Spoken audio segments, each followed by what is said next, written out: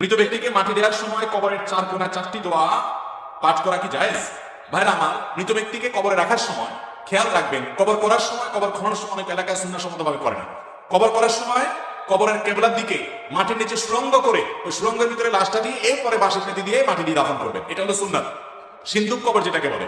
সেটা করতে না পারেন, কোনো কারণে বৃষ্টি হচ্ছে, মাটি ভেঙে পড়ে যাচ্ছে, তাহলে সেক্ষেত্রে মাঝখানে কবর ভিতরে আবার আরেকটা বড় গর্ত করে গর্তের ভিতরে লাশটা রেখে তার উপরে বাদ দিয়ে দিবেন। শুধু কবর করে এক কোণাতে আপনি লাশটাকে কাটকুন রেখে দিলেন। এটা কবর দেওয়ার কোনো সঠিক পদ্ধতি নয়। তাহলে এই পদ্ধতি অবলম্বন করতে হবে। দ্বিতীয়ত, কবরে যখন লাশ রাখবেন তখন বিসমিল্লাহ আলা মিল্লাতি রাসূলিল্লাহ ওয়া বিসমিল্লাহ আলা সুন্নাতি রাসূলিল্লাহ হাদিসে যেরকমই আসছে পাঠ করবেন। এখানে অনেকে মিনহা খালাকনাকুম ওয়া ফিহা নুঈদুকুম ওয়া মিনহা নুখরিজুকুম তারাতান উখরা পড়ে, এটি হাদিস দ্বারা প্রমাণিত নয়।